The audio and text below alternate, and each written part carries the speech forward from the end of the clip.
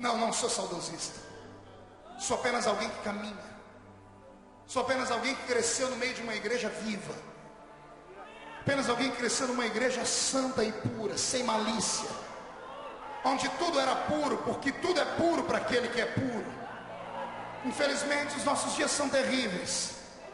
Os nossos crentes não têm mais a pureza de antigamente. Um dia desse, num programa de rádio, fui interpelado por um desses crentes e deu vontade de quebrar o pescoço dele. Depois ia ter que orar para Jesus curar o pescoço dele.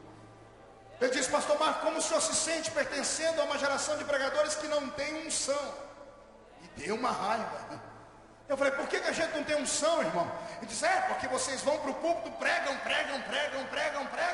e só no fim que acontece lá uma chamazinha. E ele, arrogante, disse: eu venho de uma época que a gente chegava no culto e o pregador dizia: eu saúdo os irmãos com a paz do Senhor, e o culto acabava, de tanta glória que caía na igreja. E eu abaixei a cabeça, dei mão à palmatória e disse: o senhor não está de todo errado. Mas disse: a culpa não é nossa, porque os pregadores da minha geração, eles têm preparo à luz da Bíblia. Hoje tem várias faculdades de teologia. Nenhum pregador é louco de chegar num púlpito como esse despreparado. A gente tira um período de oração e pergunta a Deus que vai pregar. É o mínimo que um pregador pode fazer. Eu disse: então por que está tudo diferente? Eu disse: porque é simples. A nossa igreja é diferente. Eu disse para ele: há 20 anos atrás, quando isso acontecia, o crente só tinha 3 caminhos: era casa, trabalho e igreja. Hoje os crentes têm 1 milhão de caminhos. Entre eles, cinema, jogatina, balada, motel, e por aí afora vai. Faltar-me aqui palavras para falar sobre isso. E não venha pensar que eu estou falando demais aqui. Eu não estou falando pelos cotovelos, porque você sabe o que eu estou dizendo. Há 20 anos atrás, um pastor era respeitado como pastor. Hoje, um pastor de terno e gravata pregando já parece não inspirar mais confiança, porque todo mundo acha que todo mundo é igual a todo mundo. E o que há entre nós é um espírito de fofoca do tamanho do inferno. E se não bastasse isso, o diabo criou uma nova maneira dos crentes fofocarem. Ele não usa mais só a língua dos crentes. Agora os crentes fofocam pelos dedos, através da internet, nos orkutes da vida, passeando pelas páginas da rede mundial. É por isso que quando acontece o culto, alguém fica desse jeito, que o irmão está do seu lado. Olha só, eu tenho que ficar olhando para lá e para cá, porque eu disse: eu sou assembleiano, eu não admito olhar daqui de cima e ver pelo menos umas 5 meninas lixando a unha na hora do culto. Alguém olha para essa garota e avisa ela que isso aqui não é um salão de beleza, aqui ainda é a casa de Deus.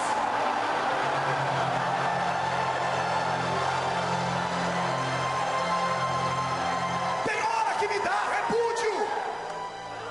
As pessoas não param de mandar mensagens dos seus celulares. Eu já vi uns 3 casaizinhos aqui abraçados. Alguns trocaram um beijinho na boca dentro do culto. Esqueceram que esse lugar é santo. Isso aqui pode parecer uma casa de espetáculo, porque é linda e iluminada, mas não é. Isso aqui pode parecer um picadeiro, mas não é. Aqui ainda é a casa de Deus. E a Bíblia diz: guarda o teu pé quando entrares na casa de Deus.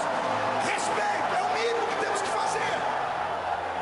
Aí depois saem fora do culto, reúnem lá fora meia dúzia de crentes em Guarulhos. O pregador perdeu a unção, o cantor não tem mais nada.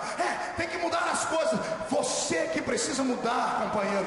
Não, pastor, eu não sou como esses crentes que o senhor está falando aí, que pula e levanta a mão, não. Eu já passei dessa fase, eu amadureci, com todo respeito. Você não amadureceu. Para mim você enferrujou. Para mim você perdeu o norte. Pior, nas últimas circunstâncias, para mim você está com um pecado escondido e morre de medo de Jesus descer na igreja com a sua glória, porque quando a glória vem, os profetas ficam tudo oriçados e você corre o risco.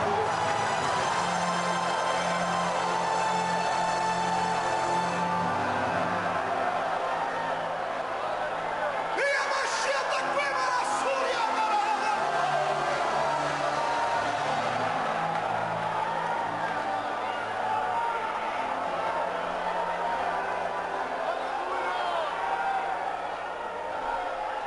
Eu não aguento mais participar de lugares que são diferentes desse, porque eu sinto aqui que o povo é bem instruído e tem unção de Deus. Mas o Roberto viaja comigo, o Bauer viaja comigo sempre. Dia desse, pastor Osmar, eu fui pregar aqui na região, na Anhanguera, uma grande igreja. Isso eu conto, eu não sei nem se você está preparado para ouvir isso. Uma igreja nossa. E comecei a pregar e fui tentando, fui ministrando, e o A igreja travada, fechada, 25 minutos pregando, eu queria morrer. Quer matar um pregador pentecostal do coração, você ficar olhando para ele desse jeito aí. É melhor dar um tiro na cabeça da gente. Eu fui treinado assim, fui ensinado assim, eu nasci assim. Graças a Deus, lá pelas tantas, né, doutor Bauer? Entrou pelo meio da igreja um grupo de 5 pessoas. Eles pegaram, arrumaram um banquinho lá, e aí quando eu comecei a pregar, eles, como chegaram mais tarde, dobraram o joelho, oraram. Quando eu comecei a pregar, eles começaram a dizer, fala Deus! Aí começou a empolgar, né? Daqui a pouco um levantou em línguas estranhas, deu uma rajada de línguas, levantou, fez assim para a igreja. Aí alguns crentes ficaram com vergonha e começaram a dar glória a Deus só por dar. Mas glória a Deus é algo tão poderoso que você começa a falar da boca para fora, daqui a pouco ele incendeia o coração de verdade, porque Deus recebe esse tipo de adoração. Daqui a pouco a igreja incendiou, foi uma benção. Quando terminou o culto, lá vem os 5 falar comigo. Pastor Osmar, eu desci do púlpito e fui abraçar eles. O Bauer é testemunha disso. Eu abracei eles e falei assim, irmãos, como é que eu faço para contratar vocês? Para vocês me acompanhar por os cultos que eu prego por aí. Vocês podem estar comigo, eu vou estar pregando aqui na região a semana que vem. Aí um deles falou assim, pastor, só se o nosso padre deixar.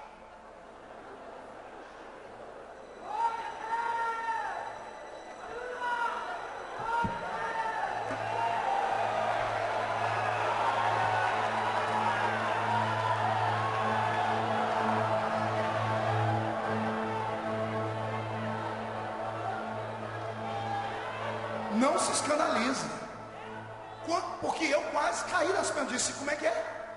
É só se o nosso padre deixar, porque para vir aqui já não foi fácil. Ele falou, vai vocês, mas não leve o resto.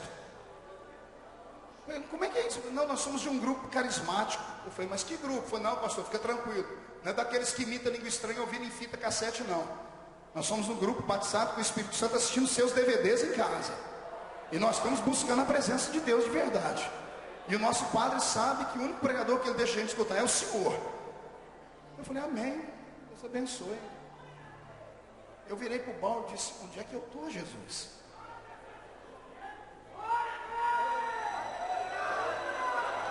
Que mundo que eu estou? Nós estamos perdendo para eles. Tem missa do padre Marcelo Rossi que é mais animada do que a nossa. E não me adianta olhar com essa cara feia, parecendo que foi batizado num pote de vinagre, não. Se você é assembleiano como eu, irmão, está na hora da gente fazer uma coisa. Está na hora da gente mostrar que somos modernos, mas não somos mundanos. Estamos para frente, mas não deixamos o avivamento para trás. Se tem algum pentecostal do reteté de Jesus aqui, dá um grito nesse lugar.